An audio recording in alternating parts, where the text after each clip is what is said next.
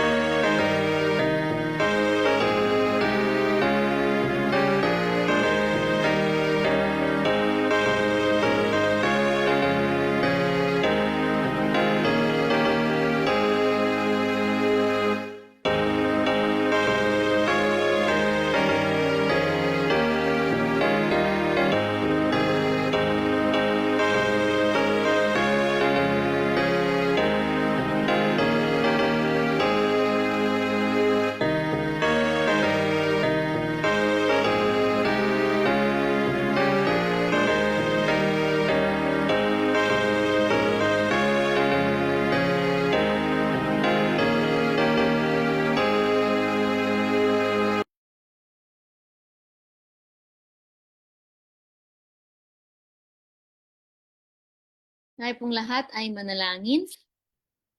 Ama naming nasa langit, muli po kaming nagpapasalamat sa buhay at lakas na niyo pong pinagkakalob sa amin. At gayon din po sa mga aral na amin pong napakinggan sa buong araw na ito. At muli po sa amin pong pag-aaral, patuloy ng inyong mga salita ay amin pong muling hinihiling ang inyong banal na presensya na kami po ay samahan. Buksan po ang aming mga puso't isipan upang maunawaan po namin ang lubusan ang mensahe na nais niyo pong iparating sa amin. Tulungan po kami na ito po ay aming isa kabuhayan upang makita po sa amin ang karakter ng aming Panginoong Jesucristo. At tulungan niyo rin po ang magsasalita sa hapon na ito na kanya pong maibahagi ng maayos at malinaw ang inyong pong mensahe. At patuloy po nawa kami ingatan at gabayan sa nalalabing mga oras sa araw na ito at ganyan po ang mga mahal sa buhay na hindi po namin kapiling. Patawad din po sa aming mga pagkukulang at pagkakasala sa pangalan ni Jesus. Amen.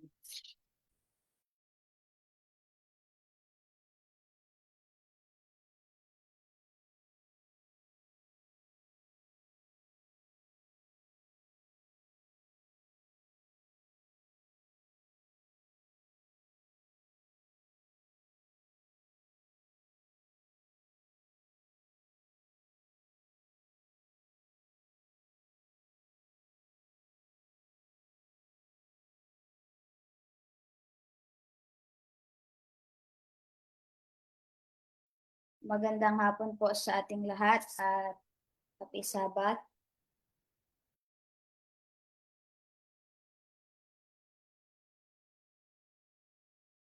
I-share ko po muna yung slides.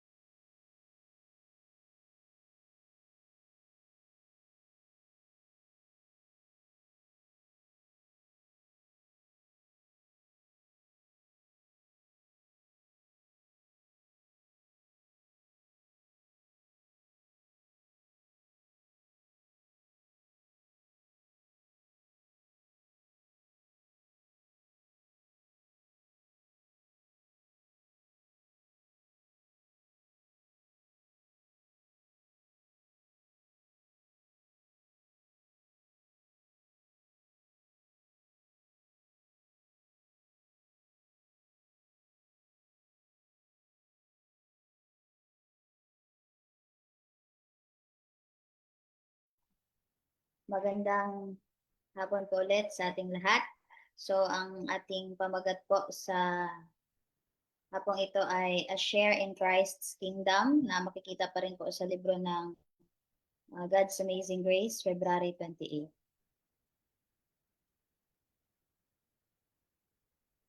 Ang ating key text po ay matatagpuan po sa Luke 22 verses 29 and 30.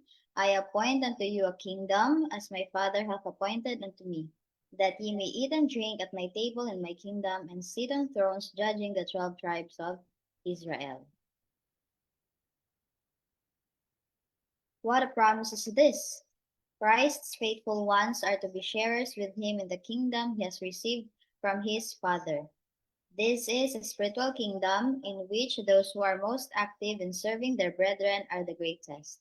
Christ's servants, under his direction, are to administer the affairs of his kingdom.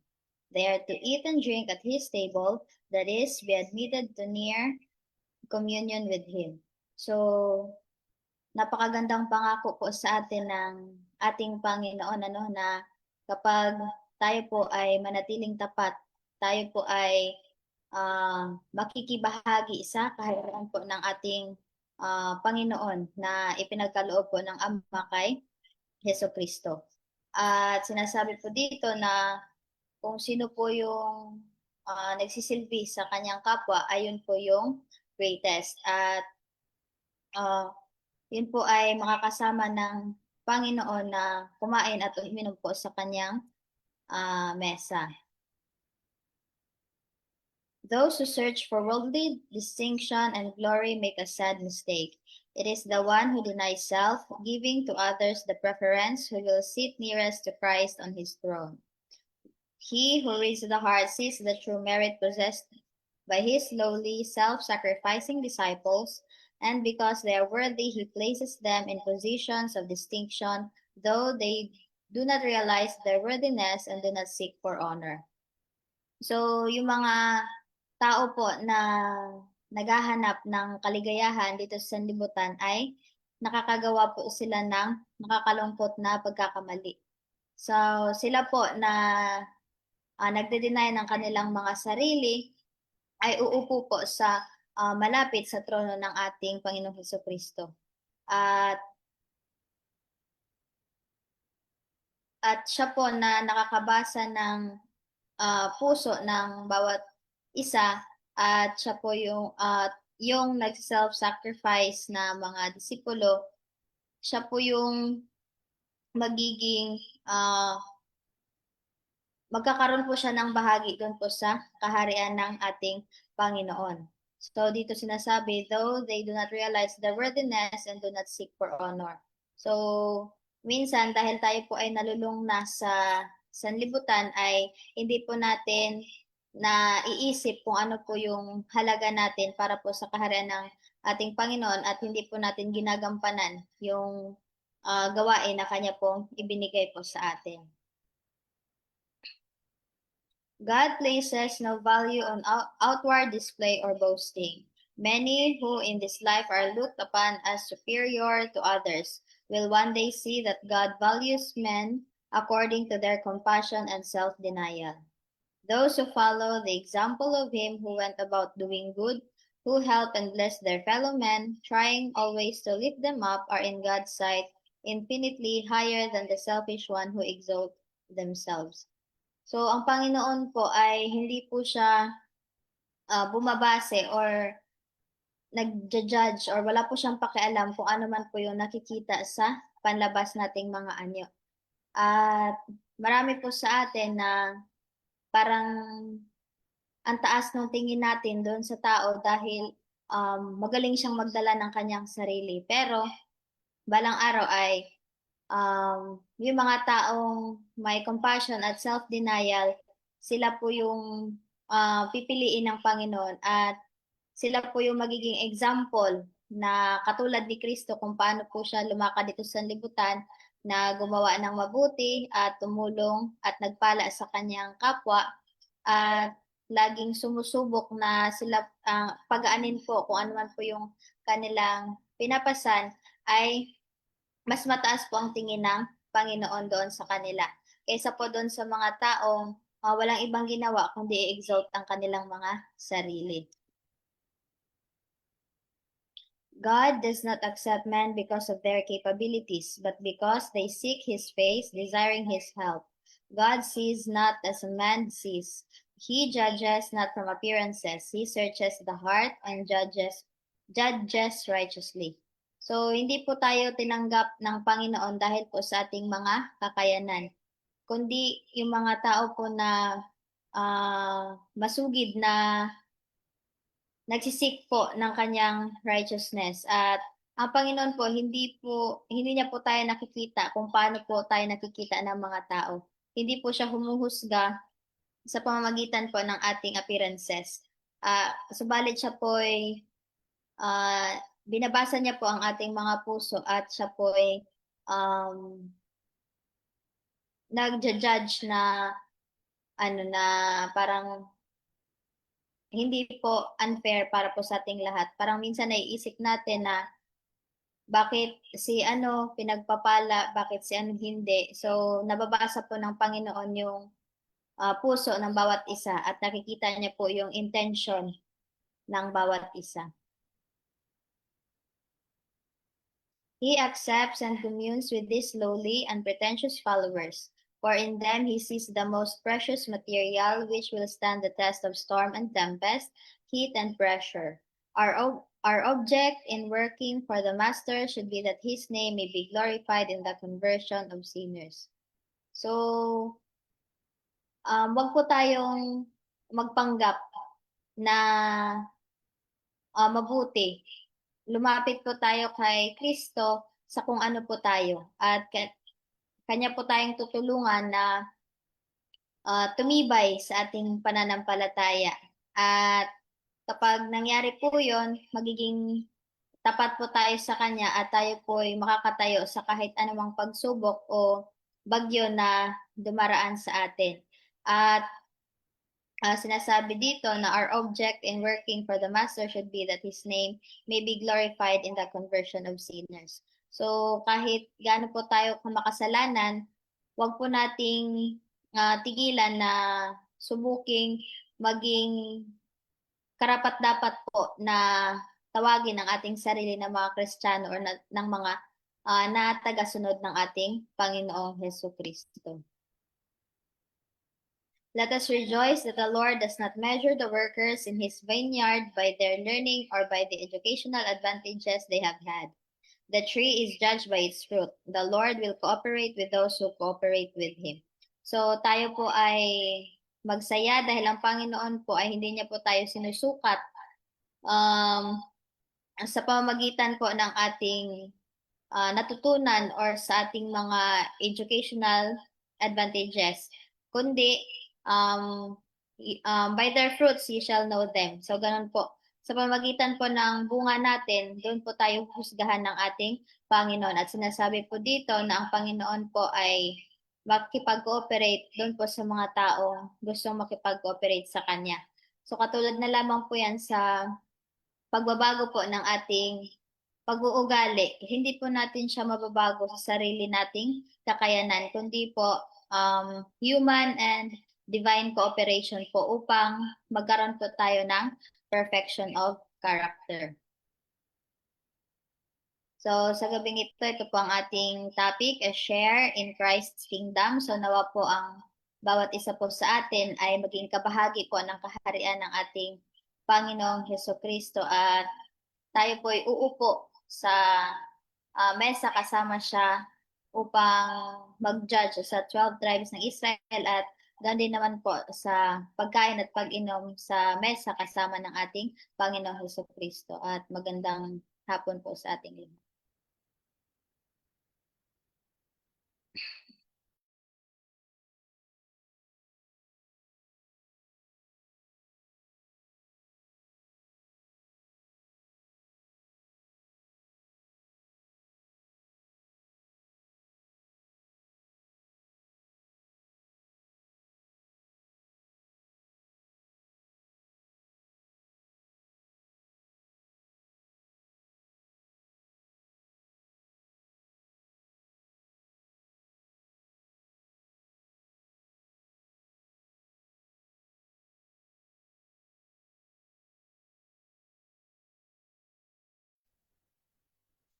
Thank you po, Sister Kai, sa inyo pong pangunguna sa ating devotional na Share in Christ's Kingdom. So dito po, natutunan po natin na yung follower po ni Christ na malapit sa Kanya, kapag nasa spiritual kingdom na po tayo, ay yung mga taong lowly and compassionate, yung mga taong hindi po tinataas ang kanyang sarili at hindi nagnanais ng, kumbaga, worldly distinction, kundi yung taong ninanais na makipag-commune sa Diyos at gumagawa ng kanyang gawain na katulad nga po nung ginawa ni Christ nung nandito siya sa lupa, na siya po ay hindi po siya yung parang master na in a sense na siya yung sineservan, kundi siya po yung nag-serve sa mga tao. At nakita po natin na siya po yung tumutulong sa mga nangangailangan. So, yun po yung mga parang fruit na makikita po sa tunay na follower ni Christ. At sila po yung tatawagin na malapit sa Diyos. Although hindi po nila yun nare-realize sa kanilang mga sarili. So, ayun po. Meron pa po bang nais magdagdag sa atin pong lesson? May mga kasama po tayo dito, si Sister Sisit Bato, and Brother Rob, and syempre si Ate May.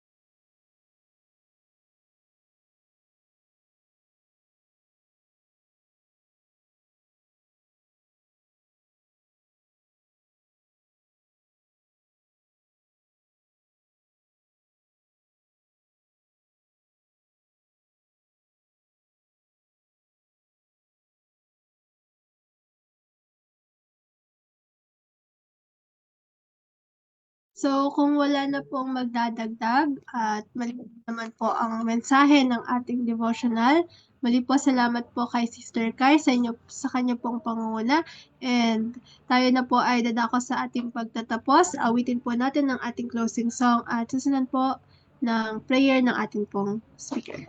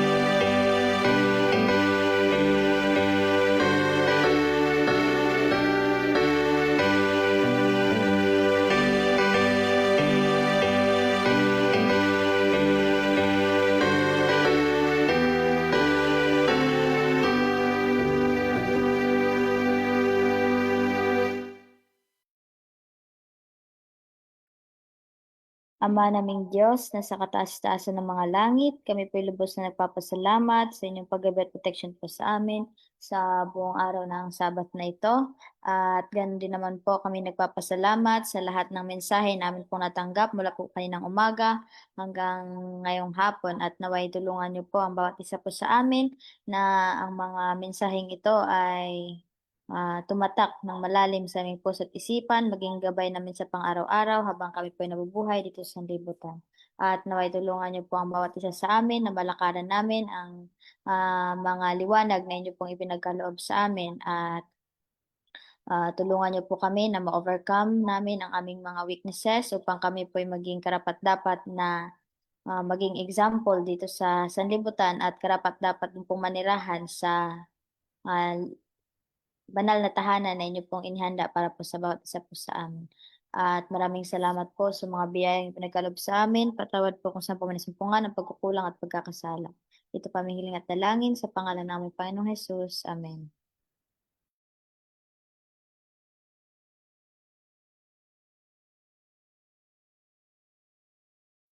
Muli po, salamat po Sister Kai and salamat po sa mga nakasama natin sa atin pong devotional program at magkita-kita po tayo sa atin pong mga programa.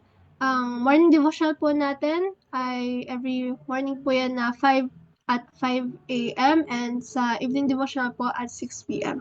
Yun lamang po and Happy New Week po sa lahat.